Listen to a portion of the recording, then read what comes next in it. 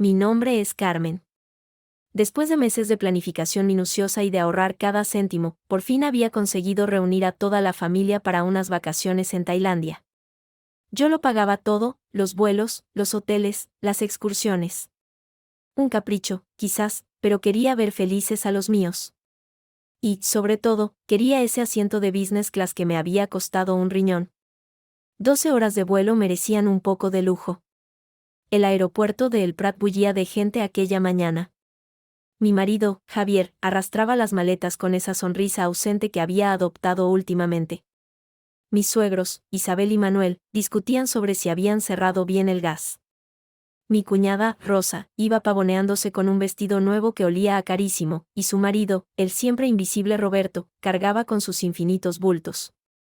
Mi cuñadita Lola, la única sensata a veces, me guiñó un ojo. Todo listo, Carmen, dijo Isabel, mi suegra, dándome una palmada en el hombro que pretendía ser cariñosa pero que siempre me resultaba condescendiente. ¡Qué generosidad la tuya! Es para la familia, respondí, ajustándome la mochila. El conflicto estalló en la puerta de embarque. Había asignado los asientos con cuidado, Javier y yo en business, los demás en premium economy. Pero al abordar y dirigirme a mi preciado sitio, la vi. Rosa, instalada cómodamente, ya con una copa de champán en la mano y una manta sobre las piernas. Rosa. Ese es mi asiento, dije, manteniendo la calma pero señalando la tarjeta de embarque. Ella alzó la vista con una sonrisa de falsa ingenuidad. Ay, Carmen, lo siento, pensé que como lo pagaste todo, no te importaría un pequeño cambio. Es que con mi espalda. Ya sabes, ese problema crónico. Y business class ayuda tanto. Javier no ha dicho nada, ¿verdad, Javi? Mi marido, de pie en el pasillo, parecía un niño pillado en una travesura. Bueno, cariño, es solo un asiento. ¿No podría ceder? Por Rosa. Sentí un calor subiéndome por el cuello. No, Javier, no puedo ceder. Pagué específicamente por este asiento. Con mi dinero. Rosa tiene su asiento asignado. Fue entonces cuando Isabel se acercó. Su mirada, fría como el mármol de un hospital, pasó de Rosa, cómoda como una sultana, a mí, plantada y furiosa en el pasillo. Carmen, por favor, no montes un número, dijo con esa voz que cortaba como un cuchillo. Rosa lo necesita más. Tú eres fuerte. Además, ya que has pagado todo. Hizo una pausa dramática, y luego soltó la frase que me heló la sangre. ¿Sabes qué? Si el asiento te preocupa tanto, puedes dejar el dinero y volverte a casa. Así evitas problemas. El silencio fue absoluto. Incluso Rosa bajó la copa. Javier miró al suelo. Manuel murmuró algo inaudible. Lola abrió la boca para protestar, pero una mirada de su madre la silenció. Miré a Isabel. Miré a Javier, que no alzaba la vista. Miré a Rosa, que ya recuperaba su sonrisa de satisfacción. No dije nada. No grité, no lloré. La rabia se convirtió en algo frío y sólido, como una piedra en el estómago. Recogí mi bolso de mano del compartimento superior. Tienes razón, Isabel, dije, y mi voz me sonó extraña, tranquila. Voy a casa. Carmen, espera. Balbuceó Javier, pero ya me estaba alejando por la pasarela, oyendo a mis espaldas el murmullo confuso de la familia y la voz de Rosa diciendo, déjala, es una dramática. No miré atrás. En el taxi de vuelta a Barcelona, la ciudad que amaba y que de pronto se sentía ajena, saqué el teléfono. No llamé a Javier. No llamé a nadie de la familia. Marqué un número que tenía guardado desde hacía semanas, por si acaso. ¿Pablo? Soy Carmen. Sí, el del piso en el Eixample. Quiero venderlo. Lo antes posible.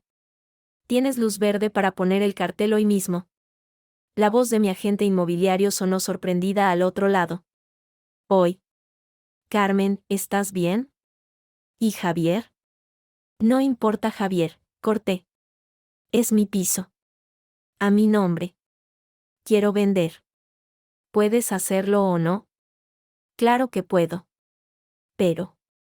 Sin peros. Empieza. Te llamo mañana. Colgué y apoyé la cabeza contra el frío cristal de la ventanilla. Las calles de Barcelona pasaban como un borrón. No era solo un asiento. Era el último de una larga lista de humillaciones, de pequeñas concesiones que habían ido cavando un abismo. Rosa siempre quiso lo mío. Y Javier siempre miró para otro lado. E Isabel. Isabel nunca me consideró parte de su familia. Solo una fuente de recursos. La piedra en el estómago empezó a tomar forma de plan. Si querían el dinero, lo tendrían. Pero no de la manera que ellos esperaban.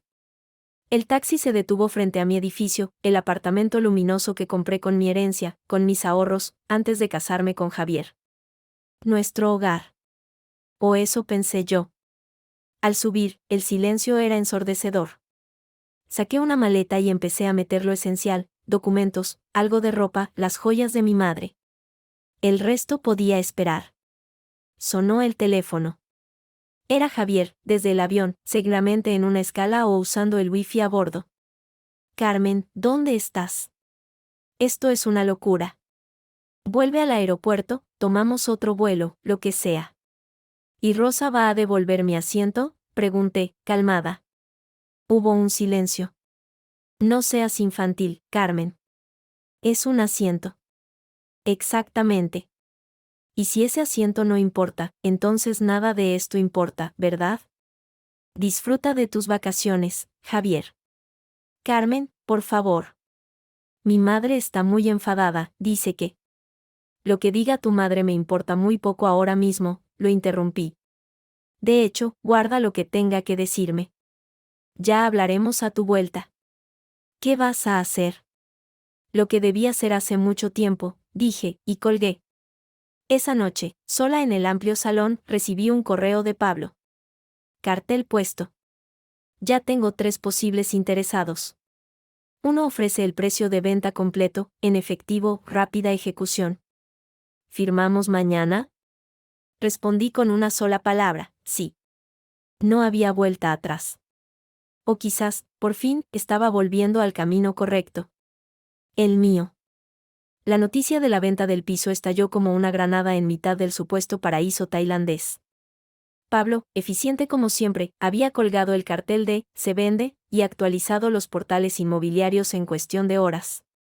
Una vecina cotilla, la señora Margarita del Tercero, no tardó en enviar una foto del cartel a Isabel, con un mensaje que rezaba: ¿Os vais a mudar a algo más grande? ¡Qué emoción! Me lo imaginé. El desayuno en el hotel de Phuket, el sol entrando a raudales, y el teléfono de Isabel pitando con la imagen.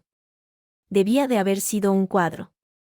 Mi propio teléfono empezó a sonar de manera incesante. Primero fue Javier, su voz entrecortada por la mala conexión y la incredulidad. «Carmen, ¿es verdad? La señora Margarita ha mandado una foto. ¿Has puesto el piso a la venta?» Sí, respondí, mientras metía la última caja de libros en el maletero de un taxi. Ya tiene 3 ofertas. Una es muy buena.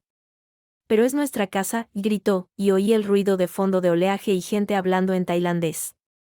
Un contraste absurdo. No puedes tomar una decisión así sin hablarlo conmigo. Como tú hablaste conmigo antes de dejar que Rosa se quedara con mi asiento y tu madre me echara, repliqué, secamente. Las decisiones unilaterales parecen ser la norma en tu familia, Javier. Solo me estoy adaptando. Eso es diferente. No lo es. Es la misma cosa. Buen viaje. Lo colgué. No era el momento de debatir. Tenía que vaciar el piso antes de que regresaran y montaran un circo. Pablo tenía una cita con los compradores más serios, un matrimonio joven alemán, al día siguiente. La siguiente llamada fue, como no, de Isabel. Su tono no era de enfado, sino de una furia gélida y controlada, la que más temía. Carmen, ¿en qué estás pensando? No había saludo. Vender el piso es una locura. Una venganza infantil. Daña a Javier, nos daña a todos. El piso está a mi nombre, Isabel, recordé. Lo compré con el dinero de la herencia de mis padres. Es mío. Y dado que claramente no soy bienvenida en vuestra familia, he decidido liquidar mis activos y seguir con mi vida. Ese piso es el hogar de mi hijo, chilló, perdiendo por fin los estribos. Y tiene derechos sobre él. Comprueba los papeles, dije, y terminé la llamada. Pero su frase me dejó una semilla de inquietud. Javier y yo no teníamos capitulaciones matrimoniales. En un divorcio. No iba a pensar en eso aún. O quizás sí. Las siguientes 48 horas fueron un torbellino. Firmé el contrato de venta con los alemanes, que pagaban al contado y querían entrar en un mes. Pablo me entregó un anticipo considerable. Metí mis pertenencias en un almacén. Y esperé. La familia cortó sus vacaciones a la mitad. Regresaron a Barcelona 4 días después, con el bronceado y la rabia a flor de piel. Me encontré con ellos en el piso, que ya parecía extraño y vacío, con las marcas en las paredes donde antes colgaban cuadros. Isabel entró primero, seguida de un Javier demacrado y de una Rosa que no podía ocultar una curiosidad aviesa. Manuel y Lola se quedaron atrás, incómodos. «Aquí estás», espetó Isabel. «¿Satisfecha? ¿Has conseguido arruinar las vacaciones de todos y poner en la calle a tu marido?» «Nadie está en la calle», dije, apoyándome en el mostrador de la cocina, ya desnudo. «Tú tienes tu casa, Javier puede quedarse contigo o buscar un alquiler con su parte del dinero. Si le toca algo». Javier dio un paso al frente. Parecía haber envejecido 10 años. «Carmen, por favor, detengamos esto. Anula la venta. Hablémoslo. Lo de Rosa fue una estupidez, mamá se pasó.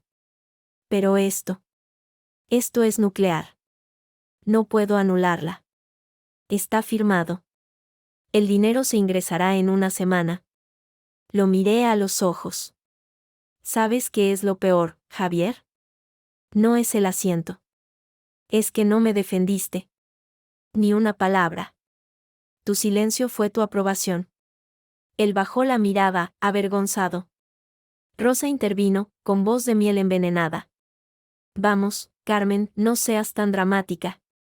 Fue un malentendido. Pero vender la casa. Eso sí que es una puñalada trapera a la familia. A la verdadera familia». Me reí, un sonido seco y sin humor.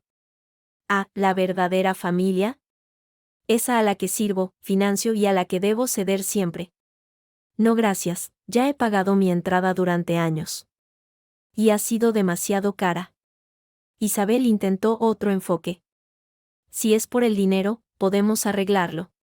Pongamos el dinero de la venta en un fondo familiar, para gestionarlo entre todos. Para el futuro de todos. Con Javier como administrador, claro». Ahí estaba. La jugada. Me quedé mirándola, asombrada por su descaro. ¿Un fondo familiar? ¿Administrado por Javier? ¿El mismo que no puede administrar ni su cartera? No, Isabel, el dinero es mío. Y tomaré mis propias decisiones. La discusión subió de tono, con acusaciones, gritos y llantos. Hasta que, de pronto, Lola, que había permanecido callada en un rincón, gritó: «¡Basta ya!». Todos nos volvimos hacia ella. Tenía los ojos llorosos de rabia. ¿No veis lo que está pasando? Rosa ha estado frotándose las manos desde que Carmen pagó las vacaciones. Siempre está hablando de lo bien que le va a Carmen, de la suerte que tiene con el piso. Le tiene envidia. Y tú, mamá, siempre la apoyas. Porque Rosa es la nuera que querías, la sumisa, la que no tiene nada propio y depende de ti». Un silencio detomó la habitación. Rosa palideció. Isabel lanzó a su hija una mirada que podría haber partido roca. «Lola, cállate», rugió. «No me callaré. Carmen tiene razón. Se ha pasado años aguantando. Y ahora, el simple hecho de que quiera lo que es suyo os parece un ataque. Sois unos hipócritas». Dicho eso, Lola salió corriendo del piso, dejando atrás un caos aún mayor. Más tarde, cuando por fin se fueron, Isabel arrastrando a un Javier derrotado, Rosa lanzándome una última mirada de odio, me quedé sola en el vacío que fue mi hogar. La quietud era aplastante. Sonó el teléfono. Era Pablo. «Carmen, siento llamarte a estas horas, pero he estado revisando algo». por lo que me contaste de tu suegra y los derechos de Javier. ¿Qué pasa? Es probable que Javier tenga derecho a una parte del beneficio de la venta, a pesar de que el piso sea tuyo. Al ser gananciales. A menos que puedas demostrar que usaste solo dinero privativo. Tienes los extractos, ¿verdad? Los tengo, dije, sintiendo un pinchazo de alarma. Pero hay más, continuó Pablo, su voz seria. Al revisar el registro para la venta, he visto algo curioso. Hace unos meses, se solicitó un certificado de carga sobre esta propiedad. No se registró nada, pero la solicitud está ahí. Firmada por Javier. El suelo pareció inclinarse bajo mis pies. ¿Una carga? ¿Como una hipoteca? Podría ser. ¿O un aval? La solicitud no conlleva la inscripción, pero significa que alguien lo intentó. Necesitaría tu autorización para solicitarlo, a no ser que tuviera un poder mío, acabé en un susurro. Yo no le había dado ningún poder a Javier. Pero, ¿y si lo había firmado sin leer, en medio de algún papeleo del banco, confiada? Exacto, dijo Pablo. No te alarmes todavía. Puede ser nada. Pero con lo que me cuentas de esa familia. Carmen, ten cuidado. Guarda todos los documentos a salvo. Y si puedes, habla con un abogado especialista en familia y patrimonio. No con el de siempre. Colgué, apoyando la frente contra la fría pared de yeso. No era solo una pelea por un asiento. Era una guerra por todo lo que tenía. Y acababa de darme cuenta de que, quizás, había estado dormida en el cuartel general del enemigo durante años. Javier había intentado poner una carga sobre mi casa. Mi casa. ¿Para qué? ¿Para salvar el negocio familiar que siempre andaba cojeando? ¿Para pagar las deudas de Rosa y su marido? La traición no era solo emocional. Era financiera. Y era profunda. Abrí mi portátil y reservé un billete de tren de un solo sentido. A Sevilla. A la casa de mi amiga Lucía, la única persona en quien podía confiar ciegamente. Antes de cerrar la maleta, saqué una carpeta gruesa de un cajón oculto. Los títulos de propiedad, los extractos bancarios de cuando compré el piso, mis contratos de trabajo independiente. Las armas de mi batalla. Miré por última vez el salón vacío. No sentía nostalgia. Solo un frío y claro propósito. Ellos querían una pelea. La tendrían. Pero no en su terreno, ni con sus reglas. Sonó un mensaje. Era de Lola, lo siento mucho. Tenía que decirlo. Rosa es una serpiente. Cuidado con ella. Y con mi hermano. Está asustado de mamá. Siempre lo ha estado. Le respondí, gracias. Yo también lo siento. Cuídate. Al día siguiente, cerré la puerta del piso para siempre.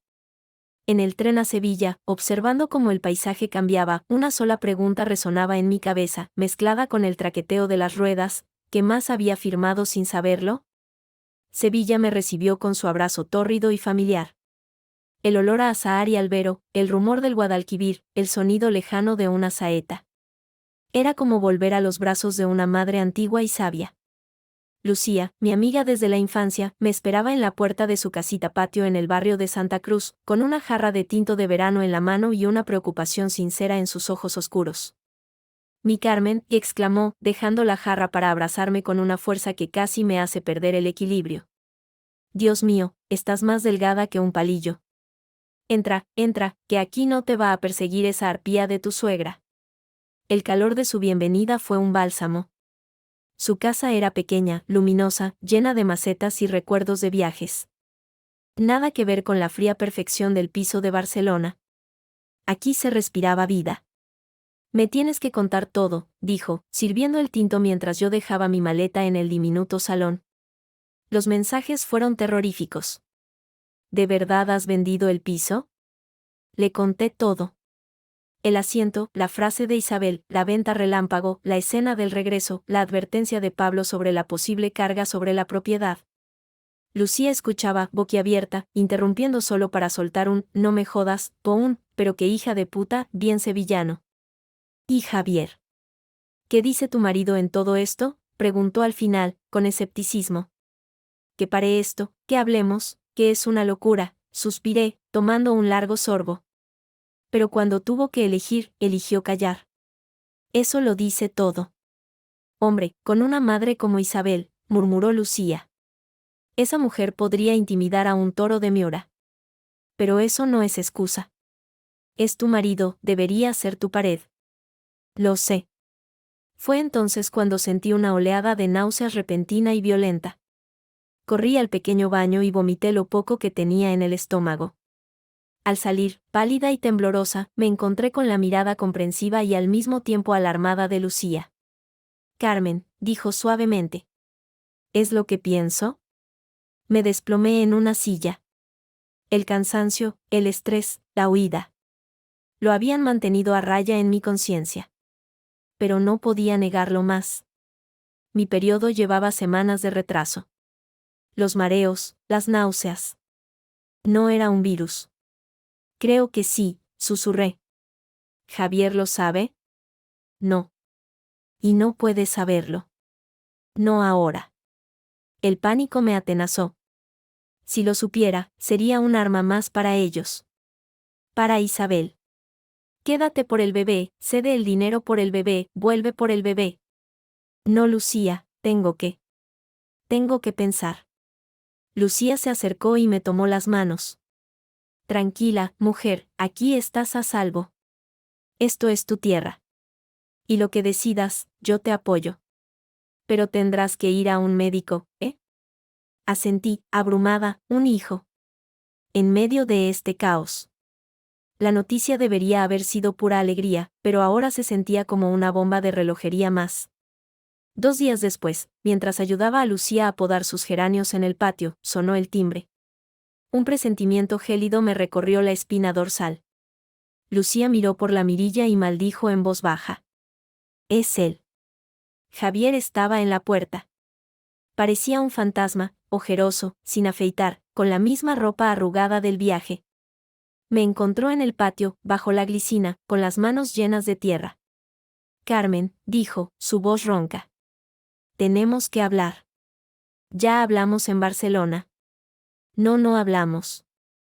Tú lanzaste un ultimátum y te fuiste. Su tono era desesperado. He venido hasta aquí. He dejado todo. Por favor. Lucía hizo ademán de quedarse, pero le indiqué con la mirada que nos dejara.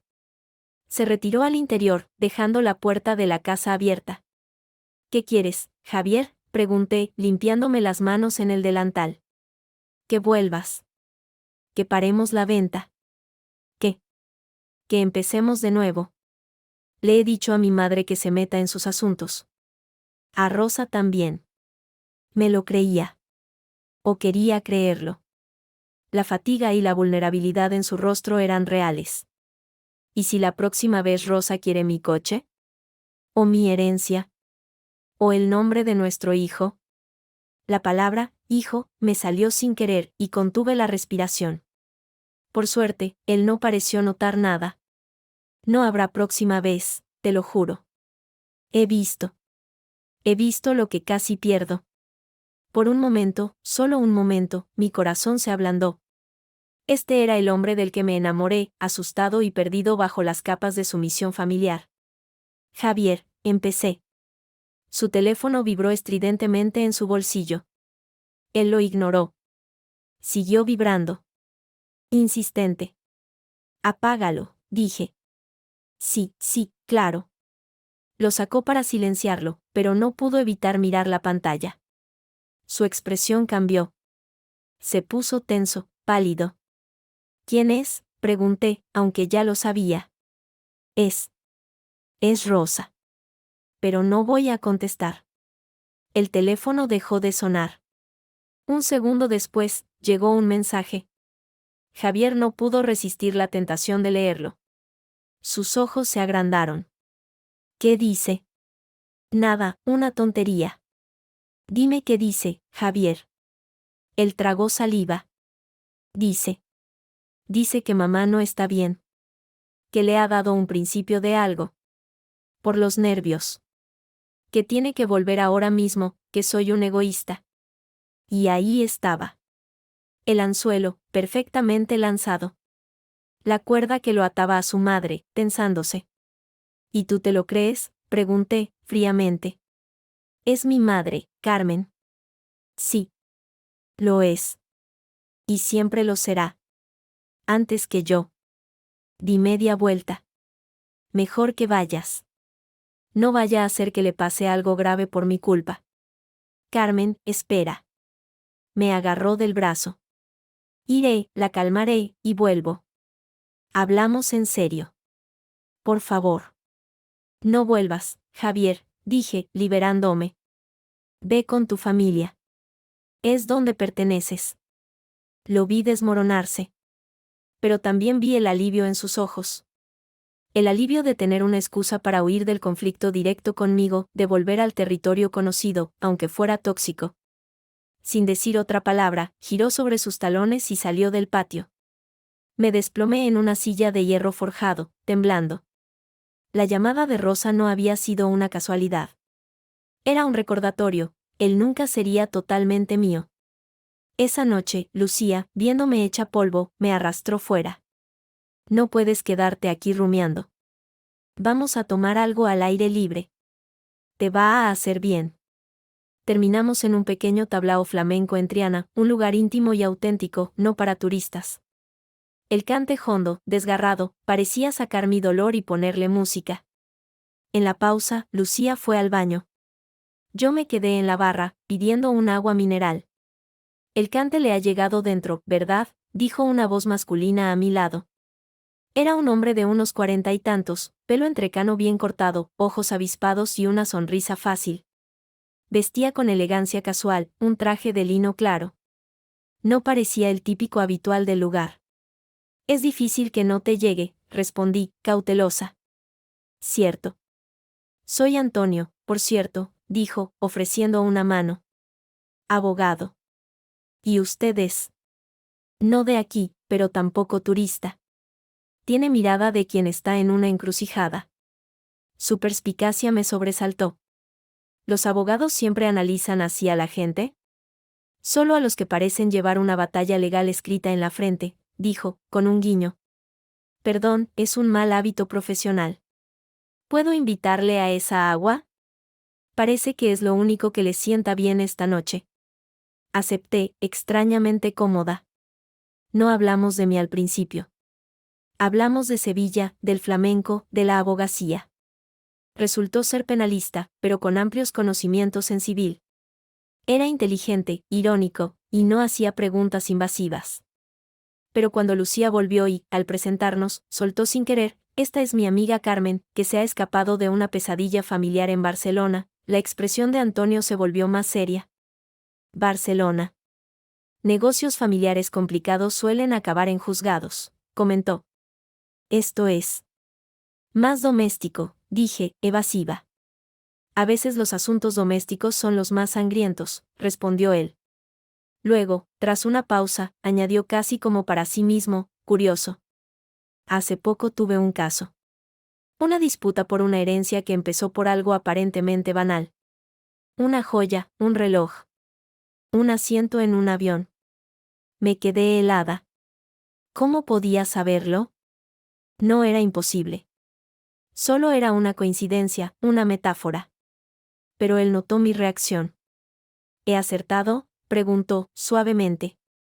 Disculpe, no es mi intención fisgonear. Pero si necesita perspectiva legal, sobre cualquier cosa, por absurda que parezca, ya sabe. Incluso sobre derechos de uso y ocupación en medios de transporte. Sonrió, pero su mirada era profesional y seria. Sacó una tarjeta. No es mi especialidad, pero conozco a los mejores en Barcelona y aquí. Y a veces, una demanda por ocupación ilegítima de un asiento, aunque simbólica, puede servir para sentar precedentes en conflictos mayores. Es una forma de decir, aquí empiezo a defender lo que es mío. Tomé la tarjeta. Antonio Mendoza. Abogado, un número de Sevilla. Gracias, dije, sintiendo una extraña chispa de esperanza. Quizá le llame. Por lo del asiento. Él asintió. Hágalo. Y cuídese. El cante hondo es catártico, pero los duelos se ganan con cabeza fría y buenos papeles. Esas palabras me resonaron mientras Lucía y yo volvíamos a casa. Ese tío era intenso, dijo Lucía. Sí. Pero tenía razón. Miré la tarjeta bajo la luz de una farola. No era solo un piropo. Era un lifeline profesional. Una puerta a un mundo donde las reglas estaban escritas y se podían usar para defenderse, no solo para someter. Al llegar a casa, antes de dormir, me palpé suavemente el vientre a un plano. Había 2 vidas que proteger ahora. Y ya no podía permitirme el lujo de solo huir. Tenía que plantar batalla. Y Antonio, quizás, podía ser el general que necesitaba. Al día siguiente, mientras el sol de Sevilla calentaba el patio, marqué el número de la tarjeta. Antonio Mendoza, dígame. Soy Carmen. La del tablao. Creo que necesito hablar con usted. No solo sobre un asiento. La tranquilidad sevillana duró poco. La ofensiva de Barcelona llegó por correo certificado. Un sobre grueso, con membrete de un bufete de abogados que conocía demasiado bien, el de la familia de Javier. Dentro, una carta en un lenguaje frío y enrevesado que, traducido, venía a decir, dado el perjuicio emocional y económico causado a la familia por la decisión unilateral e injustificada de venta del domicilio conyugal, y considerando el perjuicio a la unidad familiar, se me instaba a ingresar el producto íntegro de la venta en un fondo de administración familiar que se constituiría ante notario. Los administradores, Isabel y Javier. Los beneficiarios, todos los miembros de la familia extensa. Mi firma debía estamparse en un plazo de 7 días. Se me escapó una risa amarga, sentada en el patio de Lucía. Era tan descarado que rayaba en lo cómico. O en lo patético. ¿Pueden hacer eso?, preguntó Lucía, mirando la carta con horror. No. Pero pueden intentar asustarme. O arrastrarme a un pleito eterno que me consuma el dinero en abogados. Respiré hondo. Por suerte, ya tengo uno. Antonio Mendoza me recibió en su despacho del centro de Sevilla, una habitación con estanterías repletas de legajos y vistas a la Giralda. Le expliqué la situación, le mostré la carta, le conté lo del asiento, lo de la posible carga sobre la propiedad, la presión constante. Le hablé de Javier, de su debilidad. No le mencioné el embarazo. Todavía no. Antonio escuchó, tomando notas concisas. Cuando terminé, dejó el bolígrafo sobre la mesa. Carmen, esto es un bluff. Un farol. No tienen base legal para exigirte eso. El piso era tuyo, privativo. A menos que... Se inclinó hacia adelante. A menos que existan capitulaciones matrimoniales que hayas firmado sin leer, o ese fondo familiar sea en realidad un instrumento para tapar deudas mayores. La mención a la familia extensa es especialmente preocupante. Huele a que quieren usar tu dinero para apagar fuegos ajenos. ¿Qué deudas?, pregunté, aunque el corazón ya me advertía la respuesta. Eso es lo que voy a averiguar. Para ello, necesito tu autorización para acceder al registro de la propiedad de Barcelona y al registro mercantil. Y necesito que vayas a tu notario en Barcelona y solicites una copia autorizada de todo lo que hayas firmado en los últimos 5 años relacionado con bienes, avales o poderes. Un escalofrío me recorrió. ¿Pueden haberme hecho firmar algo sin que yo lo supiera? En familias donde hay dinámicas de control.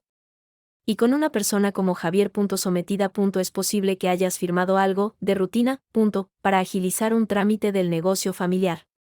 Su mirada era compasiva pero firme. Tenemos que comprobarlo. Firmé los poderes necesarios. 2 días después, volé a Barcelona. Era una visita relámpago. El piso ya no era mío, los nuevos dueños alemanes me permitieron entrar una última vez para recoger una caja olvidada. El ambiente me oprimía. La notaría era un lugar solemne y silencioso, con olor a papel antiguo y polvo. El notario, un hombre mayor que me conocía de la compra del piso, pareció incómodo al verme. Señora Carmen, un placer. ¿En qué puedo ayudarla? Necesito copias autorizadas de todos los documentos que haya firmado en esta notaría, o que lleven mi firma protocolizada aquí, en los últimos 5 años. Él asintió, tecleó en su ordenador. Su expresión cambió lentamente, de la neutralidad profesional a una leve sorpresa, y luego a una incomodidad palpable. Aquí está el cuaderno de la compraventa de su vivienda, claro. La constitución de su sociedad limitada como freelance. Y, sí. Esto. Imprimió varias páginas. Me las acercó por encima del amplio escritorio de roble. Fueron hace unos 18 meses. Usted y su marido. Unas ampliaciones de poderes recíprocos. Y un aval. El aire se me escapó de los pulmones. 18 meses. Justo cuando Javier decía que el negocio familiar, una concesión de maquinaria agrícola, iba a dar un gran salto. Necesitaban un aval para una línea de crédito. Me había pedido que firmara. Es un trámite, cariño. Solo para respaldarme. Nada pasará. Yo, confiada, distraída con un gran proyecto de trabajo, firmé. ¿Había firmado eso? Miré las páginas. Eran densas, llenas de cláusulas en un lenguaje jurídico opaco. Pero algunas frases saltaban a la vista. Los otorgantes se constituyen avalistas solidarios e ilimitados de las obligaciones contraídas por Agrotécnica del Vallés, S.L. El poder conferido incluye la facultad de disponer de bienes inmuebles y contraer obligaciones. Mis manos temblaron. No solo había avalado el negocio. Le había dado a Javier un poder para vender o hipotecar bienes a mi nombre. Y la cláusula de aval era solidaria e ilimitada. Si la empresa quebraba, los acreedores podrían venir a por todo mi patrimonio. Por el piso que ya había vendido. Y por cualquier cosa que tuviera o tuviera en el futuro. Este documento. ¿Está en vigor?, logré preguntar con voz ronca. Sí, señora, no ha sido revocado. ¿Y el aval? ¿Se ha ejecutado? Eso ya es cuestión del banco y del registro mercantil. Yo solo protocolizo las firmas. Salí de la notaría sintiéndome vacía, traicionada de una manera fundamental y obscena. Javier no solo no me había defendido. Me había tendido una trampa legal con una sonrisa. El viaje a Tailandia, la provocación de Rosa. Era todo parte de un plan para distraerme, para enfurecerme y que me fuera, mientras ellos ejecutaban algo con mi firma. No, eso les daba demasiado crédito. Pero sí aprovecharon mi confianza ciega, mi deseo de ser una buena esposa, para ponerme en la picota financiera. En el avión de vuelta a Sevilla, las náuseas volvieron con fuerza. No era solo el embarazo. Era el asco. Al aterrizar, tenía un mensaje de Antonio, urgente. Ven al despacho. Su cara era grave cuando entré. Tenía varias páginas impresas delante. He obtenido información del registro mercantil, dijo sin preámbulos. Agrotécnica del Vallés, S.L. Tu marido es administrador único. Su padre Manuel es socio capitalista. Tu firma de aval respalda un crédito de 300.000 euros. Hay 2 pagos impagados. El banco ha iniciado las gestiones para ejecutar el aval. Me desplomé en la silla. 300.000 euros. Mi parte de la venta del piso era mayor, pero esto lo devoraría. Y con el poder que le había dado, Javier podría intentar acceder directamente al dinero. Hay más, continuó Antonio, su voz baja pero clara. He hablado con un contacto en Hacienda. La empresa lleva años arrastrando pérdidas. Tu suegro ha inyectado dinero varias veces, agotando sus ahorros. La deuda es mayor de lo que parece. Y aquí viene lo más interesante. Hizo una pausa, mirándome directamente. La reserva de hotel en Tailandia. La original, la que tú hiciste. Mi contacto, que es bastante hábil, accedió al sistema de la cadena hotelera. La reserva fue modificada 3 días después de que tú la realizaras. Se cambiaron las fechas de estancia, acortándolas. Y se añadió una nota interna, posible cancelación parcial, cliente conflictiva. El mundo se detuvo. ¿Quién? ¿Quién la modificó? La modificación se hizo desde una IP registrada en Barcelona. y la contraseña de acceso al área de clientes de la web del hotel. Fue solicitada por correo electrónico el mismo día, desde la cuenta de tu marido. Un silencio espeso llenó la habitación. No era solo que no me defendieran. Era que me estaban preparando. Acortar las vacaciones, quizá para volver antes y ocuparse de los trámites del aval conmigo fuera del país, o para asegurarse de que yo, la conflictiva, no estropeara algo. El viaje no era un regalo que yo les hacía. Era un escenario que estaban montando, quizás sin una planificación malvada, pero con una connivencia miserable. ¿Qué hago?, susurré, sintiendo que el suelo se abría bajo mis pies. Antonio se levantó y se acercó a la ventana, contemplando la catedral. Primero, revocar ese poder inmediatamente, mediante notario. Mañana mismo. Segundo, notificar al banco por burofax que niegas cualquier consentimiento para la ejecución del aval hasta que no se aclaren posibles vicios en tu consentimiento. Tercero. Se volvió hacia mí. Tercero, decidir si quieres luchar. Porque esto va a ser una guerra sucia. Podemos argumentar que firmaste bajo presión emocional, que no te explicaron el alcance, que es un abuso de confianza. Pero será largo, y caro. La otra opción es negociar una salida, les das una parte del dinero a cambio de que renuncien a todo y firmen la separación de bienes y el divorcio rápido.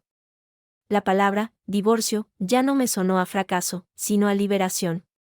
Pero la idea de darles un céntimo de mi dinero, el fruto de mi trabajo y mi herencia, para salvar el negocio que ellos habían hundido y con el que me habían traicionado, me provocaba una rabia feroz. No quiero negociar, dije, y mi voz sonó extrañamente firme. Quiero luchar. Quiero que se sepa lo que hicieron. Y quiero proteger lo que es mío. Antonio asintió, una sombra de admiración en sus ojos. Entonces, lucharemos. Pero Carmen, prepárate. Cuando una familia como la tuya ve que el cordón umbilical del dinero se corta, pueden volverse desesperados. Y peligrosos. Ya lo he visto, respondí, acariciando inconscientemente mi vientre. Ahora había 2 vidas en juego. Y ya no podía permitirme perder. Empiece los trámites, Antonio. Revocar el poder. Y encontrar un abogado penal, por si acaso. Por lo de la modificación fraudulenta de la reserva.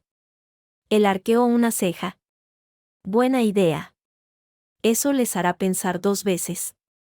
Al salir del despacho, el sol de Sevilla me golpeó con fuerza. Pero ya no me sentía acogida. Me sentía expuesta. Eran ellos, mi propia familia, los que habían cavado este abismo. Y yo, ahora, miraba al otro lado con los puños apretados y un nuevo fuego ardiendo en el pecho. No era solo rabia. Era determinación. El teléfono vibró. Era Javier. Lo rechacé. Envió un mensaje: Carmen, por favor. Mamá quiere hablar. Hay una oferta. Una solución para todos. No destruyas a la familia. Destruir a la familia.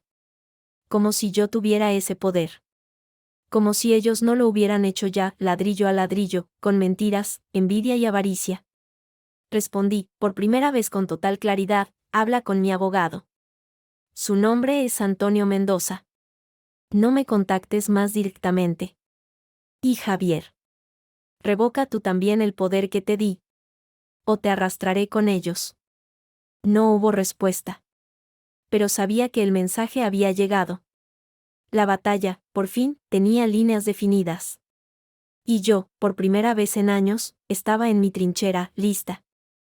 El dinero de la venta del piso llegó, pero fue inmediatamente congelado por orden judicial, a petición de Antonio, como medida cautelar mientras se disputaba la validez del aval y el poder notarial. Vivía de mis ahorros, que no eran infinitos, en el patio de Lucía. Cada mañana, las náuseas me recordaban la vida que crecía dentro de mí, un secreto que se hacía cada vez más pesado de llevar. No podía permitir que lo supieran. Sería mi único as en la manga, mi último y más valioso refugio. Pasaba los días entre visitas al médico, una ginecóloga discreta recomendada por Lucía, que confirmó que todo iba bien, que era una niña, y reuniones con Antonio, que tejía una red legal cada vez más compleja alrededor de la familia de Javier. La revocación del poder notarial había sido un primer golpe. el burofax al banco, poniendo en duda la ejecución del aval, otro. Pero la guerra era de desgaste. Isabel ha presentado una demanda de alimentos, me anunció Antonio una tarde en su despacho. Alega que, al vender el piso y abandonar el domicilio conyugal, has dejado a Javier en situación de indigencia y a ella, como madre dependiente, en estado de necesidad. ¿Es ridículo? Javier tiene un negocio, protesté. Un negocio que, según nuestros informes, está al borde de la quiebra técnica, dijo Antonio, pasándome un documento. Las deudas son enormes. El aval que firmaste era su último salvavidas. Sin él, y con el crédito cancelado, la empresa se hunde. ¿Y tu suegra? Ha estado viviendo muy por encima de sus posibilidades, aparentando un estatus que no tiene. Las joyas que presume son imitaciones, la casa está hipotecada. Necesitan tu dinero, Carmen. Desesperadamente. Sentí un escalofrío. No era solo codicia. Era pánico. Eso los hacía más peligrosos. Necesitaba hacer algo, construir algo mío, aquí y ahora, con lo poco que tenía libre. No podía quedarme indefinidamente en casa de Lucía, por mucho que ella insistiera en que no era una carga. Y sentía un impulso visceral de echar raíces, de crear un nido seguro para mi hija. Fue paseando por el barrio de Triana, cerca del río, cuando lo vi. Un local pequeño, con las persianas medio caídas y un cartel descolorido que decía, Horno San Marcos. Era una antigua taona, cerrada desde hacía años. El cristal de la puerta estaba sucio, pero se adivinaban dentro viejas estanterías de madera y el hueco de un horno de ladrillo. Un sitio lleno de polvo y abandono, pero con alma. Sin pensarlo dos veces, llamé al número del cartel de «Se alquila». El dueño, un viejo viudo que vivía arriba, accedió a enseñármelo. Olía a humedad y a harina rancia. Mi abuelo lo tenía, dijo con nostalgia. Los mejores panes candeales de Triana. Pero los tiempos cambiaron. ¿Cuánto?, pregunté, sintiendo un latido extraño de excitación. La renta era bajísima. Mis ahorros podían cubrirla y una reforma mínima. No sería la panadería de lujo de Barcelona, sino algo humilde, real. Un horno. Un lugar donde transformar algo básico, como la harina y el agua, en sustento. La metáfora era demasiado poderosa para resistirme. Lo tomo, dije. Lucía puso el grito en el cielo cuando se lo conté. ¿Una taona? Carmen, estás embarazada, en medio de un juicio, y quieres abrir un negocio. Necesito hacer algo con las manos, le expliqué, convencida. Algo que sea solo mío. Y el olor a pan fresco. Me da paz. Antonio fue más práctico. Asegúrate de que el contrato esté a nombre de una sociedad, no tuyo personal. Para protegerlo de posibles embargos futuros si perdemos la primera batalla del aval. Así nació Hornos de la Ribera, S.L. Una sociedad unipersonal con un capital ridículo y una dueña con un vientre que empezaba a redondearse.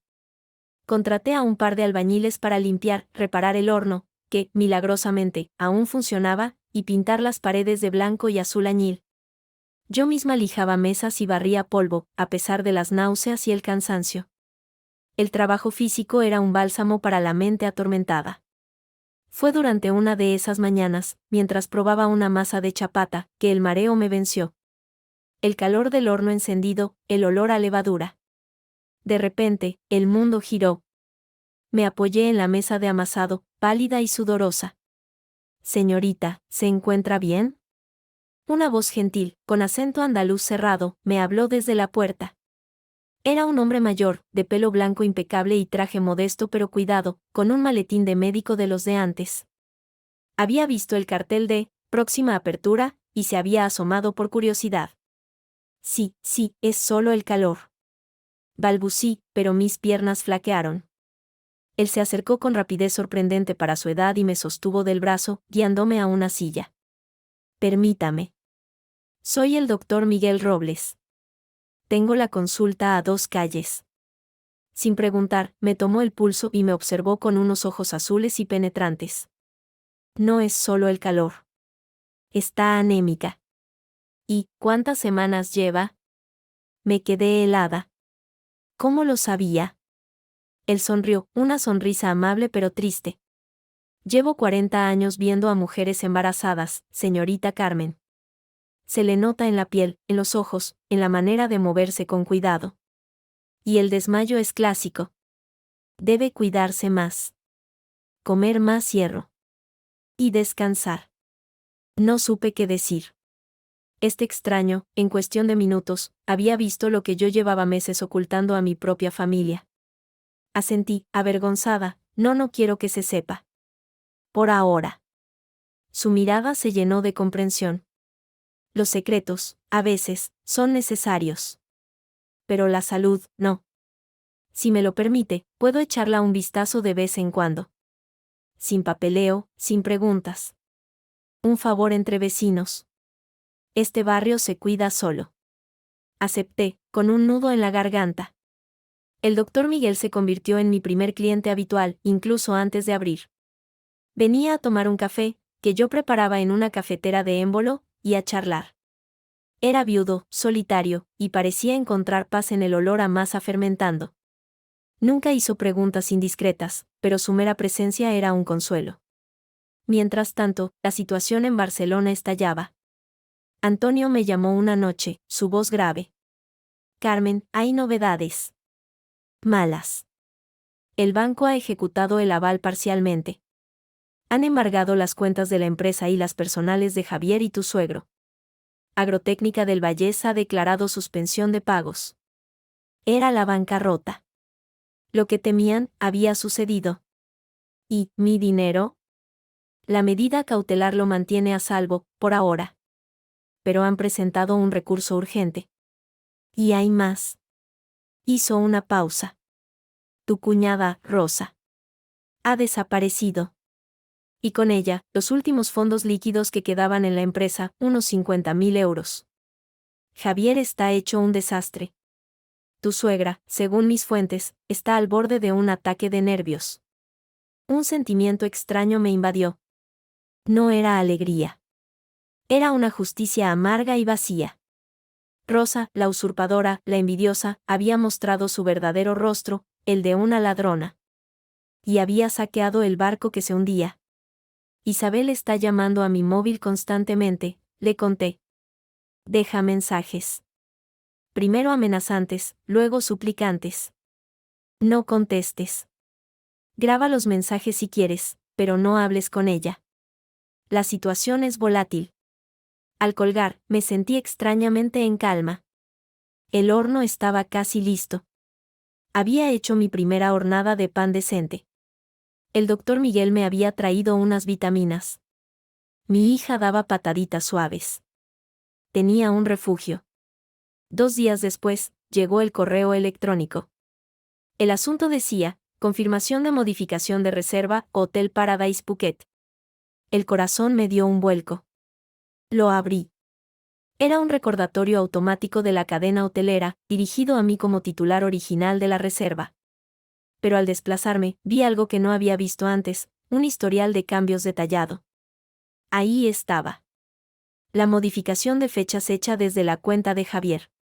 Pero también, justo debajo, otra modificación anterior. Un override del sistema, realizado desde una cuenta de administrador del hotel, un día antes de que yo hiciera la reserva. El cambio, asignar las habitaciones familiares interconectadas que yo había solicitado a un bloque más lejano de la piscina, y liberar las suites con vistas al mar que luego fueron reservadas, según una nota, por Rosa Martínez, mi cuñada, con un descuento especial. No solo acortaron las vacaciones. Las manipularon desde el principio. Rosa se aseguró de tener las mejores habitaciones. Quizás incluso sugirió el viaje, sabiendo que yo pagaría, y conspiró con Javier, o con algún empleado del hotel sobornado, para garantizarse el lujo desde el minuto 1. El asiento del avión no fue el principio. Fue la cereza del pastel, la humillación final que esperaban que tragara. Guardé el correo. Era otra pieza del puzzle, otra prueba de la conspiracia mezquina y avariciosa. No me sorprendía. Ya nada de ellos podía sorprenderme. Esa noche, mientras amasaba una nueva tanda de masa madre, sentí la patada más fuerte hasta entonces. Me detuve, con las manos cubiertas de harina, y apoyé la palma en mi vientre. Lo sé, pequeña, susurré al fuego del horno que comenzaba a calentarse. El mundo está lleno de gente fea. Pero también hay hornos calientes, pan recién hecho y gente buena, como el doctor Miguel y la tía Lucía. Y mamá va a asegurarse de que conozcas más de esto último. El horno ronroneaba, prometiendo calor y sustento. Fuera, la noche sevillana era cálida y estrellada. En Barcelona, mi antigua familia se estaba desmoronando, devorada por su propia codicia. Y yo, aquí, en mi refugio de harina y fuego, empezaba a entender que a veces, para construir algo nuevo, hay que pasar por el fuego. Y yo ya estaba en el horno. Pero no para consumirme. Para transformarme. La tormenta llegó literal y metafóricamente. Un frente de aire frío del Atlántico chocó con el calor acumulado en el valle del Guadalquivir, desatando una de esas lluvias torrenciales y truenos que hacen temblar los cristales. Era tarde, había cerrado el horno, ya funcionaba a media máquina, vendiendo pan a unos pocos vecinos fieles, y me encontraba en el piso de arriba, un pequeño estudio que había habilitado sobre el local, escuchando el golpeteo de la lluvia en el tejado. El vientre, ya prominente a las 6 meses, me pesaba. El doctor Miguel había estado esa tarde, más serio de lo habitual. La tensión no te beneficia, Carmen, me dijo tras tomarme la presión. El bebé está bien, pero tú estás al límite. Debes encontrar paz, o este embarazo se puede complicar. Paz. Una palabra lejana. A pesar de la distancia, la guerra legal era un ruido de fondo constante. Los mensajes de Isabel habían pasado de las súplicas a un silencio ominoso. Antonio trabajaba en varias demandas, la anulación del aval por vicios en el consentimiento, una contrademanda por daños morales y la denuncia por la modificación fraudulenta de la reserva hotelera. Pero todo era lento, envenenado. El timbre de la calle sonó, estridente, ahogado por los truenos. Miré el reloj, pasadas las 10 de la noche. ¿Quién podía ser? Lucía tenía llave y avisaba siempre.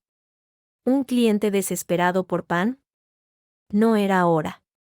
Me asomé con cuidado por la mirilla digital que había instalado Antonio, por seguridad, insistió. La imagen, distorsionada por la lluvia que barría la cámara, me dejó sin aliento. Isabel. Empapada, el pelo normalmente impecable pegado a la cara, demacrada, con los ojos desorbitados. A su lado, dos figuras más pequeñas, envueltas en chaquetas demasiado grandes, los hijos de Rosa y Roberto, mis sobrinos, Diego y Sofía, de 8 y 6 años. Tenían la mirada perdida, asustada. No había rastro de Javier, ni de Manuel, ni de Rosa, por supuesto. Isabel volvió a pulsar el timbre, con insistencia desesperada. Mi primer instinto fue no abrir. Retroceder, apagar las luces, fingir que no estaba. Pero la imagen de los niños, tiritando bajo la lluvia implacable, me atravesó. Eran inocentes en medio de ese desastre. Con el corazón latiéndome con fuerza, descendí la estrecha escalera y abrí la puerta del local, pero mantuve la reja de seguridad echada. Carmen, jadeó Isabel, su voz quebrada por el llanto o la furia, no podía distinguirlo. Por favor, tienes que ayudarnos. ¿Qué pasa? ¿Dónde está Javier? ¿Manuel? No están. Se han ido, gritó, golpeando la reja con una mano. La policía vino por las deudas, por lo de Rosa. Había órdenes de busca y captura. Javier está escondido, no sé dónde, y Manuel. Manuel tuvo un principio de infarto, está en el hospital, pero no quieren atenderme porque no puedo pagar la privada y en la pública hay colas. Las palabras salían en un torrente confuso, entrecortado por sollozos. Nos han echado de la casa. La hipoteca. Todo está embargado. No tenemos a dónde ir. Son tus sobrinos, Carmen. Míralos. Diego y Sofía me miraron. En sus ojos no había reproche, solo un agotamiento y un miedo infinitos. Sofía comenzó a llorar en silencio. La compasión y la rabia lucharon dentro de mí. Esta mujer me había humillado, había conspirado contra mí, había criado a un hijo que me traicionó. Pero esos niños. Y ella, derrotada, era un espectro de la matriarca férrea que fue. ¿Por qué has venido aquí?, pregunté, fríamente. Porque no tengo a nadie más. Rosa nos robó y huyó. Javier ha desaparecido. Tú tienes dinero, tienes un sitio. Su tono recuperó por un segundo el viejo derecho exigente. Ahí estaba. La misma Isabel. El orgullo roto, pero la esencia, intacta. No tengo dinero líquido. Está bloqueado por el juez. Y este sitio es mi negocio y mi casa. No es grande. Pero puedes acogernos. Somos familia, gritó, agarrándose a los barrotes de la reja. ¿Vas a dejar que estos niños duerman en la calle? Miré a los niños otra vez. A Sofía, cuya nariz goteaba. Maldije en silencio. No podía. No podía ser tan cruel, aunque ella lo hubiera sido. Voy a abrir, dije, con voz que no admitía discusión. Pero escucha mis condiciones, Isabel. Y son innegociables. Ella asintió, con una chispa de esperanza en los ojos. Abrí la reja. Entraron, empapados, dejando charcos en el suelo de cemento pulido del local. Los niños olían a miedo y a ropa húmeda.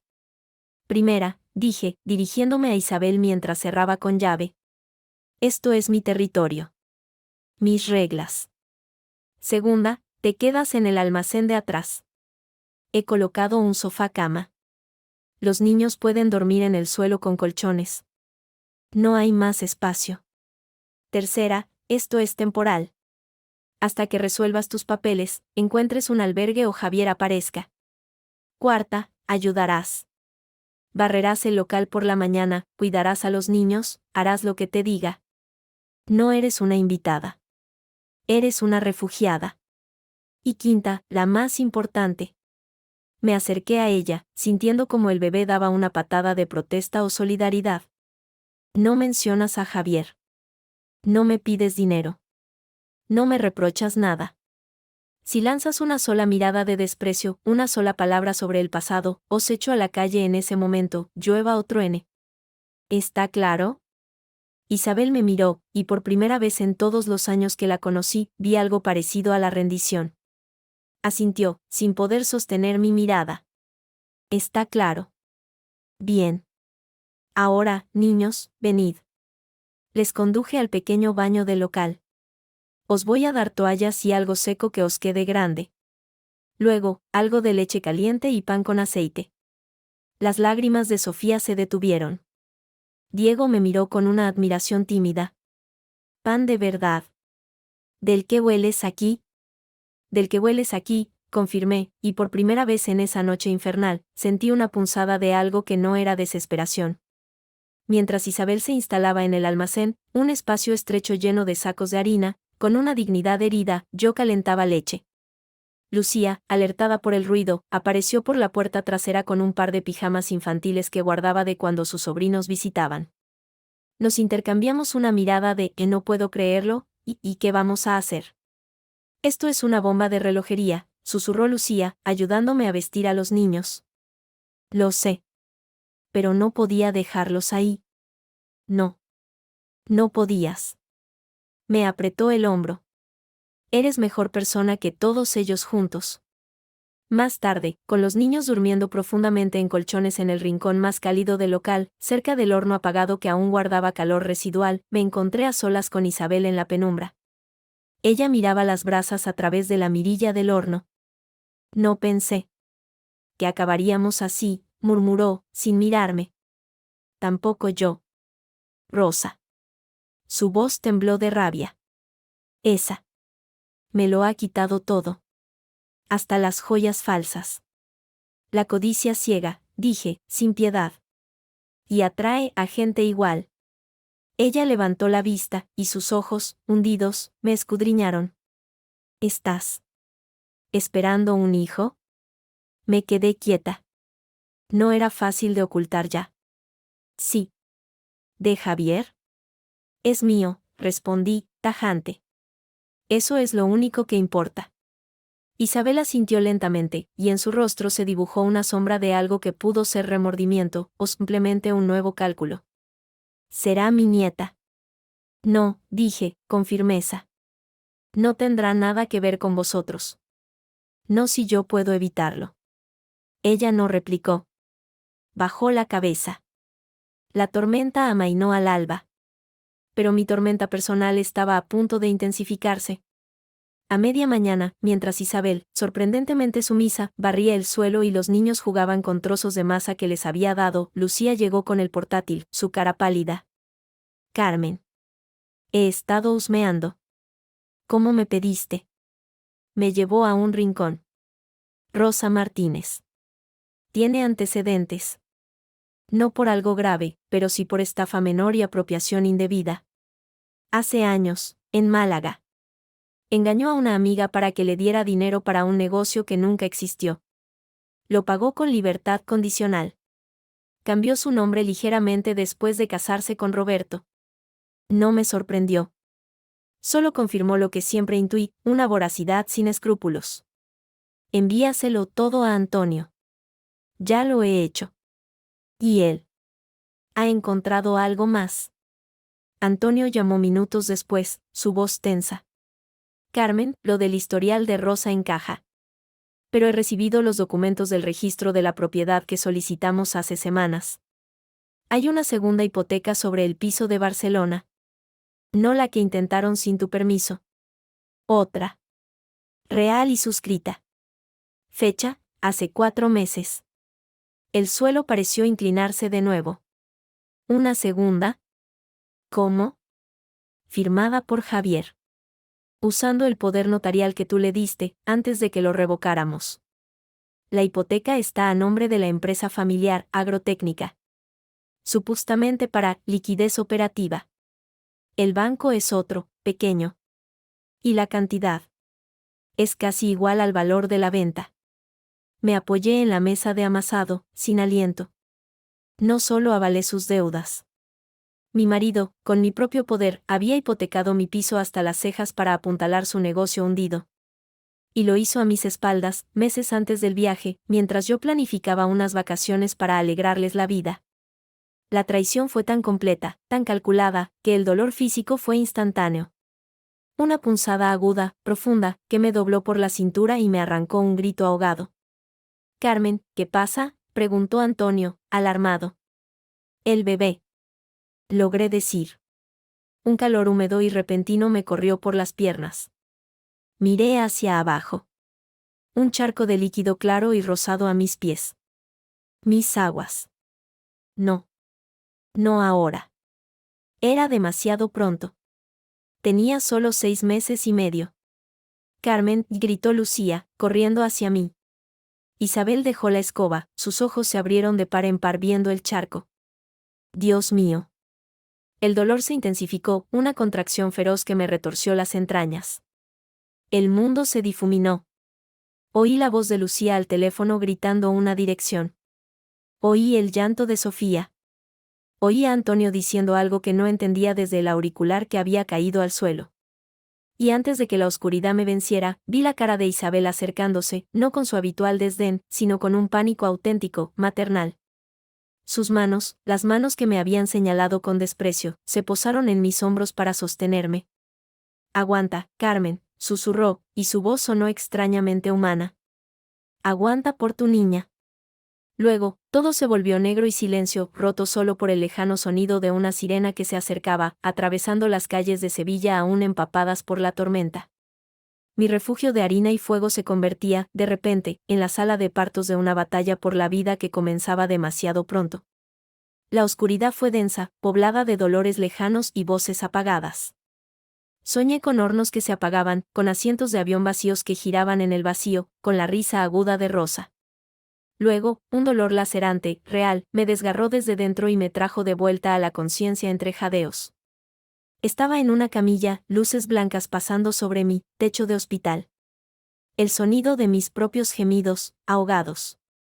Otras voces, profesionales y urgentes. Feto de 27 semanas. Dilatación completa. Prepárense para parto inminente. Necesitamos neonatología ahora. Carmen, Carmen, ¿puedes oírme? Empuja cuando te lo diga. Vamos, con fuerza. Era la voz del doctor Miguel. ¿Cómo estaba él aquí? Lo vislumbré a mi lado, con bata verde sobre su traje de calle, su rostro serio pero calmado. Estoy aquí, Carmen. No estás sola. Tu amiga Lucía está fuera.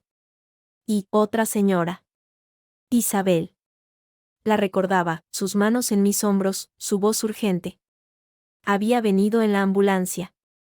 El dolor era una marea que me arrastraba, una fuerza primitiva que no tenía nada que ver con el pensamiento. Solo con la supervivencia. Empujé, guiada por las órdenes del médico, por la mano firme de Miguel en la mía. No había tiempo para miedo, para preguntas. Solo para el acto animal y desesperado de dar a luz. Y luego, un alivio súbito, un vacío, y un sonido débil, quejumbroso, como el maullido de un gatito. No fue el llanto potente de los bebés a término. Fue un sonido frágil, que se quebró en el aire. Es una niña, dijo alguien.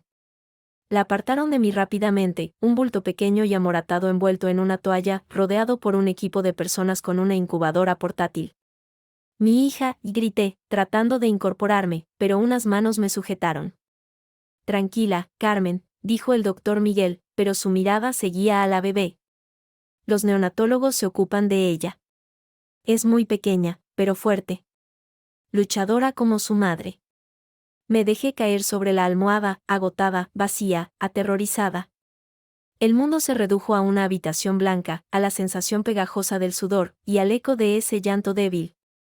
Un tiempo después, minutos, horas, me trasladaron a una habitación privada. Lucía estaba allí, con los ojos enrojecidos, sosteniendo mi mano. La niña, fue lo único que pude decir. Está en la UCI neonatal. Es muy chiquitina, pero los médicos dicen que sus constantes son buenas. Lucha, Carmen, es una luchadora. La puerta se abrió e Isabel entró, tambaleándose.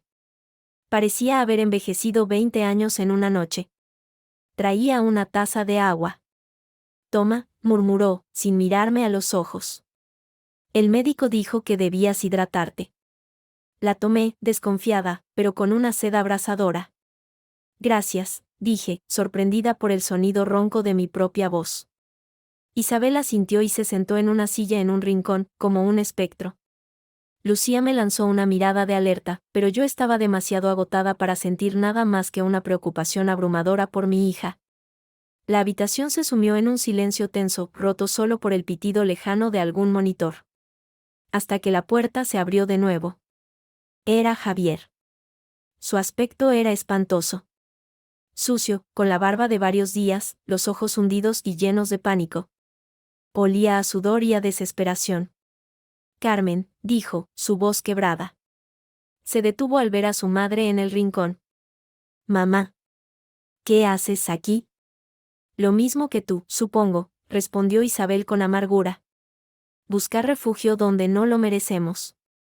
Javier ignoró el comentario y se acercó a mi cama. Me enteré. Lucía me llamó. La bebé. ¿Está bien? Está luchando, dije, sin fuerza para la ira. ¿Por qué has venido? Él se desplomó en la silla que Lucía le cedió, con una mirada de profundo horror. He perdido todo, Carmen. La empresa. Está muerta. Los acreedores. Me buscan. Mamá tenía razón, era un hoyo sin fondo. ¿Y yo? Yo fui un idiota, un ciego. Miró a su madre, y algo se quebró en él. Ella me presionaba, siempre, salva el negocio familiar, es tu legado. Y Rosa. Rosa siempre susurrando al oído, con sus ideas, sus atajos. ¿Los atajos como la segunda hipoteca sobre mi piso? Pregunté, y mi voz recuperó un poco de fuerza. Él palideció. ¿Cómo? Antonio lo descubrió, intervine. Usaste el poder que te di, el que firmé como un trámite, para hipotecar mi casa hasta las trancas. ¿Cuándo ibas a decírmelo, Javier? ¿Cuándo nos desahuciaran? Él escondió la cara entre las manos. No quería. No sabía qué más hacer. Rosa dijo que era temporal, que con una nueva inversión lo recuperaríamos todo.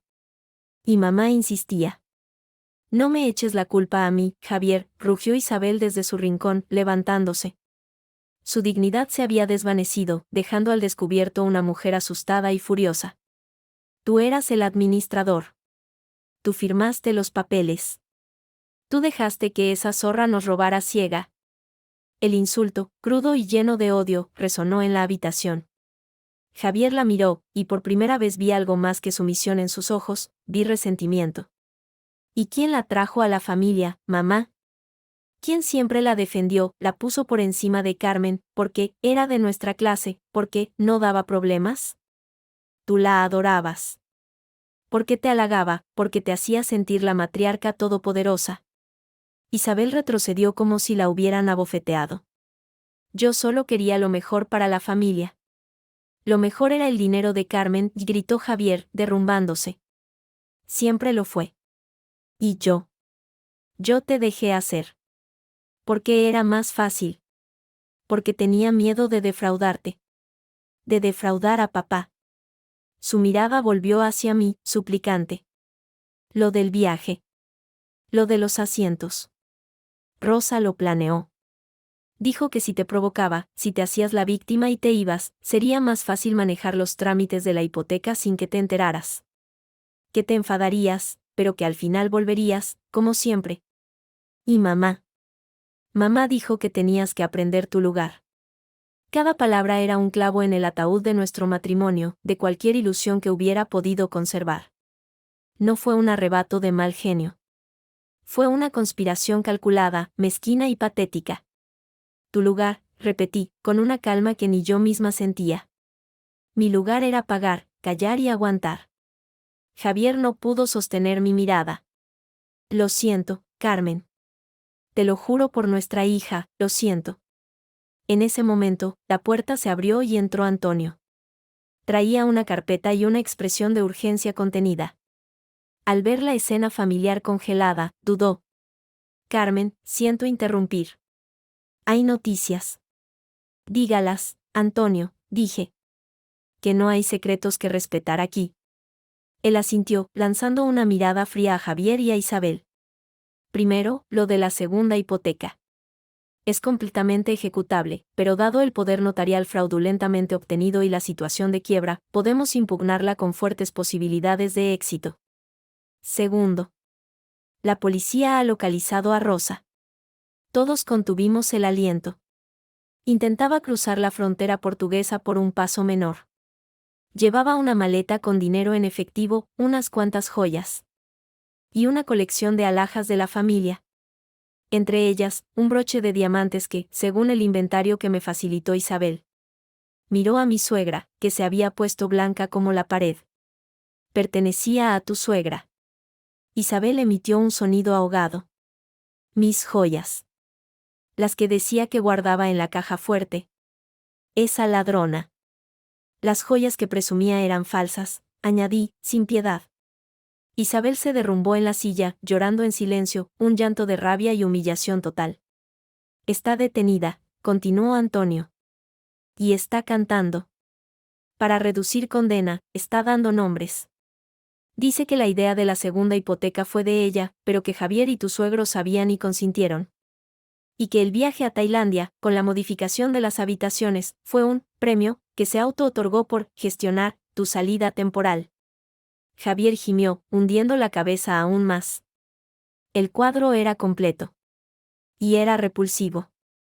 La puerta volvió a abrirse. Esta vez era el doctor Miguel. Su semblante estaba grave, pero sus ojos buscaron a Isabel. Había una extraña intensidad en su mirada. Carmen está estable. ¿Y su hija? Es pequeña, pero es una guerrera. Está estable por ahora. Se volvió hacia Isabel. Señora Isabel. Necesito hablar con usted. En privado. Isabel lo miró, confundida, limpiándose las lágrimas con torpeza. ¿Conmigo? ¿Por qué? Por un asunto familiar, dijo Miguel, su voz suave pero firme. Un asunto muy antiguo. Intrigada a pesar de mi agotamiento, asentí. Antonio y Lucía ayudaron a Isabel a levantarse y la siguieron a una pequeña sala de consultas al final del pasillo. Javier se quedó sentado, hecho un ovillo, en la habitación. Yo lo ignoré, concentrada en el misterio que se desarrollaba. Minutos después, un grito ahogado, seguido de un llanto desgarrado, llegó desde la sala. No era un llanto de rabia o autocompasión. Era un sonido de dolor puro, primitivo. Poco después, el doctor Miguel regresó solo. Su rostro estaba pálido, sus ojos brillaban con una emoción contenida. Se acercó a mi cama. Carmen, lo siento. No era el momento, pero tenía que decírselo. Y ella tenía que saberlo. ¿Qué ha pasado?, pregunté. Él respiró hondo. Isabel Martínez no es solo tu suegra. Es mi media hermana. La revelación nos dejó a todos mudos, incluso a Javier, que alzó la cabeza, perplejo. Nuestro padre, continuó Miguel, con voz tensa, fue un hombre de Sevilla que tuvo una aventura aquí, en Barcelona, hace más de 60 años. Mi madre era una joven enfermera. Yo soy el fruto de esa relación. Él reconoció su paternidad, nos dio apoyo económico, pero nunca nos integró en su familia legítima, en Barcelona. Isabel, su hija legítima, siempre supo de mi existencia. Me odiaba por ello. Cuando nuestro padre murió, ella se aseguró de que mi madre y yo no recibiéramos nada. Nos borró de la historia. Miró hacia la puerta, por donde se había ido Isabel. Yo estudié medicina, me vine a Sevilla, intenté dejar el pasado atrás. Pero cuando vi tu apellido, Carmen, y supe de quién eras nuera. Y cuando vi a Isabel entrar aquí hoy, derrotada. No pude evitarlo. Tuve que enfrentarla con la verdad. Con la factura de su crueldad, que ahora se ha vuelto contra ella. El círculo se cerraba con una precisión aterradora. La mujer que me había despreciado por no ser de su estirpe, llevaba una hermana de sangre oculta, un médico humilde al que había despojado. Y ese hombre era ahora quien velaba por mí y por mi hija. El mundo daba vueltas. El dolor, la traición, el parto prematuro, la revelación. Era demasiado. Necesito ver a mi hija, dije, con la poca fuerza que me quedaba. Ahora. El doctor Miguel asintió. Te llevarán en silla de ruedas. Solo un momento. Mientras una enfermera me ayudaba a sentarme en la silla, Javier se acercó, tembloroso. Carmen. Por favor. Déjame verla. Déjame ayudar. Lo miré. Vi al hombre del que me enamoré, ahora reducido a una sombra culpable y patética. Pero no sentí amor. Ni siquiera odio. Solo un vacío enorme. No, dije, y mi voz sonó clara y fría en la habitación silenciosa. No tienes derecho a verla. No tienes derecho a nada de mí. Antonio se encargará de todo. Sal de aquí, Javier. Y no vuelvas. Su rostro se descompuso en una mueca de agonía. Pero no se movió. Fue Antonio quien, con firmeza, lo tomó del brazo y lo condujo fuera de la habitación. Me llevaron por pasillos brillantes hasta la UCI neonatal. Tras lavarme y ponerme una bata estéril, pude acercarme a la incubadora. Allí, diminuta, conectada a tubos y cables, con una máquina que ayudaba a su respiración, estaba ella. Mi hija. Una pequeña lucha con el puño cerrado, la piel casi transparente. Puse una mano en el cristal de la incubadora, y una paz extraña, feroz, me invadió. Todo el ruido, la traición, la codicia, se desvanecieron. Aquí, luchando por cada bocanada de aire, estaba mi única y verdadera familia. Lo siento, pequeña, susurré, sintiendo las lágrimas calientes por fin bajar por mis mejillas. Te traje a un mundo complicado. Pero te prometo una cosa, te criaré lejos de todo ese veneno. Con amor, con pan recién hecho, y con la verdad por delante. La puerta de la UCI se abrió suavemente. Era Isabel, con los ojos hinchados, mirando desde la distancia. No se atrevía a acercarse. Me miró a mí, y luego a la criatura diminuta en la incubadora. En sus ojos ya no había arrogancia, ni cálculo. Solo un dolor profundo y una vergüenza infinita. Volví la mirada hacia mi hija. No había espacio para ella aquí. No en este nuevo mundo que acababa de nacer, entre la sombra y la luz de una incubadora. Mi refugio ya no era de harina y fuego. Era de cristal y acero, y guardaba el tesoro más frágil y valioso. Y por ella, sería fuerte. Por ella, ganaría esta guerra. Un año después.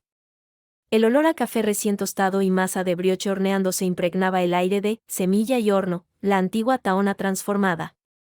Los ladrillos vistos seguían ahí, el viejo horno de leña era ahora el centro decorativo, pero el espacio se había abierto, llenado de luz. Mesas de madera clara y sillones cómodos donde madres con carritos y gente del barrio trabajando con portátiles convivían en armonía. En un rincón, una pequeña zona acordonada con una manta suave y juguetes de tela era el reino de Alba, mi hija. La miré, gateando decidida hacia un sonajero con forma de sol. Sus grandes ojos, color miel como los míos, brillaban con curiosidad. Llevaba un vestidito blanco, preparada para el día importante que tenía por delante. Había superado los pronósticos más pesimistas. Los meses en la incubadora, los miedos, las noches en vela. Todo se desvanecía ante la fuerza de vida que irradiaba. Era mi milagro, mi pequeña guerrera. La puerta de la cafetería se abrió, haciendo sonar el suave cascabel. Era Antonio, con un traje azul marino impecable y un ramo de girasoles y lavanda. Para la dueña del establecimiento más bonito de Triana, dijo, dejando el ramo sobre la barra y dándome un beso en la mejilla. Su presencia era ya una constante tranquilizadora. No éramos una pareja al uso, éramos cómplices, socios en la reconstrucción. Él me había guiado a través del laberinto legal con una determinación feroz, y yo le había ofrecido un refugio de normalidad entre documentos y juicios. El afecto había crecido lento, sólido, como la masa madre que usaba en mis panés. ¿Lista para el gran día?, preguntó, cogiendo a Alba en brazos con una naturalidad que me enternecía. Ella le agarró la corbata con sus manitas. Más que lista.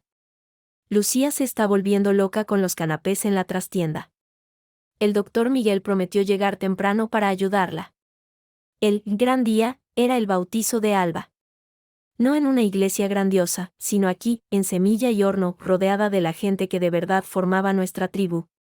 Lucía sería la madrina. Antonio, el padrino. El doctor Miguel oficiaría como una especie de sabio anciano de la familia. No había invitados de Barcelona. Ni siquiera sabían de la ceremonia.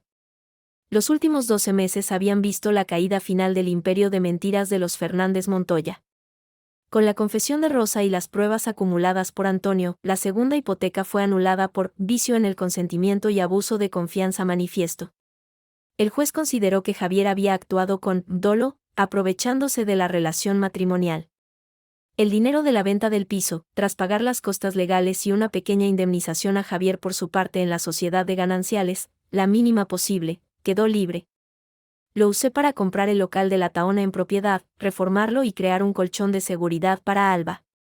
Javier, tras la quiebra total de la empresa y las deudas personales, fue declarado en concurso de acreedores. Había perdido su licencia de administrador. La última noticia que tuve, a través de Antonio, fue que vivía con su padre, Manuel, que se estaba recuperando lentamente del infarto, en un piso de protección oficial en las afueras de Barcelona. Trabajaba como comercial para una empresa de repartos. Una caída monumental y humillante. Isabel. Isabel había intentado, en varias ocasiones, establecer contacto. Primero a través de mensajes lacrimógenos, luego con cartas llenas de reproches velados y, finalmente, con un silencio que duró meses. La revelación del doctor Miguel la había quebrado. El descubrimiento de que el hermano al que despreció y despojó era el hombre que ayudó a salvar a su nieta y a su nuera, ex-nuera, fue un golpe del que su orgullo no se recuperaba. Supimos, por Lucía que lo supo por una amiga de una amiga en Barcelona, que vivía en un modesto apartamento para mayores, pagado con una pensión ínfima. La matriarca había sido derrocada. El día del bautizo, todo estaba listo. Había preparado un banquete sencillo pero delicioso, tortillas de camarones, salmorejo, empanadillas y, por supuesto, el mejor pan de la casa. Lucía había decorado el local con guirnaldas de flores de papel y velas.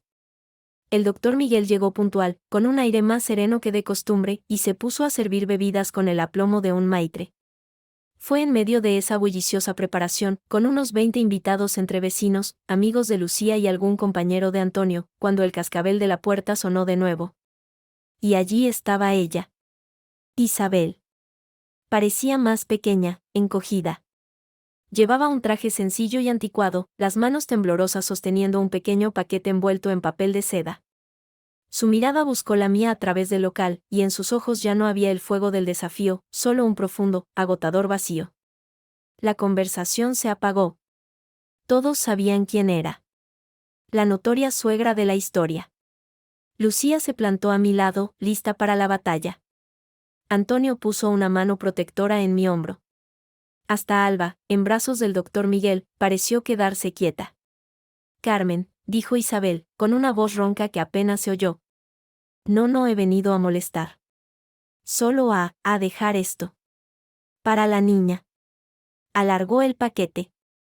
Miré el paquete, luego a ella. No sentí ira. Ni siquiera pena. Solo una lejanía absoluta. No es necesario, Isabel, respondí, manteniendo la voz calmada. Tiene todo lo que necesita. Ella tragó saliva, haciendo un esfuerzo visible. Es el reloj de bolsillo de mi padre. De nuestro abuelo. Sus ojos se desviaron hacia el doctor Miguel, que la observaba con una mezcla de curiosidad y distanciamiento. Es de plata. No vale mucho. Pero es lo único auténtico que me queda. Era un gesto de rendición. El símbolo último de su linaje, ofrecido como tributo. El doctor Miguel bajó la mirada, un músculo le tembló en la mandíbula. El hijo secreto, el desheredado, recibía ahora, a través de Alba, el reconocimiento tácito de su sangre. Pero no podía aceptarlo. No así. Guárdelo, Isabel, dije, suavemente pero con firmeza. Para usted. O para Javier, si algún día lo merece. Alba tendrá sus propias herencias. Las que yo le deje. No necesita símbolos de un pasado que le hará más daño que bien. Isabel palideció. El rechazo, público y sereno, fue el golpe final. Sus ojos se llenaron de lágrimas, pero esta vez no eran de rabia manipuladora, sino de una comprensión dolorosa y total. Asintió, una vez, y guardó el paquete. Solo. Quería verla. Una vez, murmuró, mirando a Alba, que ahora se agarraba al dedo del doctor Miguel. La ha visto, dije. Y ahora tiene que irse. Esta es una celebración privada. Ella asintió de nuevo, dio media vuelta y salió del local, encogida, derrotada. La puerta se cerró tras ella, y un suspiro colectivo, mezcla de alivio y tensión, recorrió la sala. El doctor Miguel se acercó, con Alba en brazos. «Has hecho lo correcto», me dijo en voz baja. La compasión no significa rendición. Y ella aún no ha pagado todo su precio. La ceremonia, improvisada y no religiosa, fue perfecta. Lucía y Antonio hicieron promesas bellas y sencillas de amor y apoyo a Alba. El doctor Miguel pronunció unas palabras sobre la resiliencia, sobre cómo de las grietas de la vida nacen las flores más fuertes. Repartimos pan y sal entre los invitados, símbolos de hospitalidad y de que lo esencial siempre permanece. Mientras los demás comían y brindaban, me escapé un momento al pequeño patio trasero, donde las macetas de hierbas aromáticas perfumaban el aire. Antonio me siguió. «¿Estás bien?», preguntó, apoyándose en la pared junto a mí. Sí, sonreí, y era verdad. Me siento ligera. Como si por fin hubiera soltado un peso que llevaba cargando desde antes de subir a aquel avión. Isabel. Isabel es un fantasma. Un fantasma al que he dejado de tener miedo. Miré hacia adentro, donde Alba, ahora en brazos de Lucía, reía ante las muecas de un vecino. Ella tiene un futuro. Yo tengo un presente. Y es suficiente. Antonio me tomó la mano. No era un gesto posesivo, sino de compañía. El juicio por la demanda de daños morales es la semana que viene. Con las declaraciones de Rosa y los documentos que tenemos, es casi seguro que ganaremos. Será la puntilla financiera para ellos, pero para ti será una reparación, aunque solo sea simbólica. Lo simbólico es poderoso, dije. Significa que la justicia, al menos una vez, vio la verdad. Él asintió. ¿Y después? ¿Qué? Miré el local, mi hogar, mi creación. El rumor de las conversaciones, la risa de Alba, el olor a pan. Después, esto crece. Y yo también. Pasaron los meses. Ganamos el juicio. La indemnización no era gran cosa, pero el título de la sentencia, que detallaba la conducta torticera, manipuladora y abusiva de Javier, Isabel y Rosa, fue mi absolución pública. Lo enmarqué y lo colgué en la trastienda, no por rencor, sino como recordatorio. Una tarde de otoño, mientras Alba dormía la ciña en su coche junto a la mesa donde yo trabajaba en las cuentas, entró una clienta nueva. Era una mujer joven, con aspecto cansado, cargando un bebé en un fular. Pidió un café y un bollo, y al pagar, sus manos temblaban. ¿Todo bien?, le pregunté, con suavidad. Ella forcejeó una sonrisa. Es el primer día que salgo sola con él. Da un poco de miedo. Le serví el café. Yo también tengo una. Se llama Alba. Los primeros días son los peores, luego todo va encontrando su lugar. La mujer me miró, agradecida. Este sitio tiene buena energía. Se nota que está hecho con cariño. Es mi refugio, confesé. Y el de algunos más. Ella se fue, y yo me quedé pensando. Semilla y Horno no era solo una cafetería. Era un puerto seguro. Para mí, para Alba, para Lucía que venía huyendo de un mal día, para el doctor Miguel que encontraba aquí un rato de compañía, para Antonio que desconectaba de los juzgados. Incluso para vecinos como aquella mujer, que necesitaban un rincón amable. Había reconstruido una familia. No la tradicional, la de sangre y obligación tóxica. Sino una elegida, tejida con hilos de lealtad, respeto y pan recién hecho. Más tarde, al cerrar, con Alba dormida en su habitación arriba, me senté en el local vacío, a la luz de la luna que entraba por el ventanal. Antonio había ayudado a limpiar y se había despedido con un beso en la frente. El doctor Miguel había pasado a dejar una revista médica que pensó me interesaría. Lucía me había mandado un mensaje diciendo, «Te quiero, valiente». Miré el horno, frío ya, pero listo para volver a encenderse al amanecer. Recordé el asiento del avión, la frase cortante de Isabel, el dolor de la traición, el miedo en la UCI neonatal. Cada grieta, cada herida, se había transformado en fuerza. En este lugar. En esta paz. Alba se removió en el monitor. Suspiré, contenta, no había vuelto a casa. Había construido una nueva. Y esta vez, los cimientos eran sólidos. Estaban hechos de verdad, de trabajo, y del simple, milagroso poder de un horno encendido en la noche, prometiendo calor y pan para el nuevo día.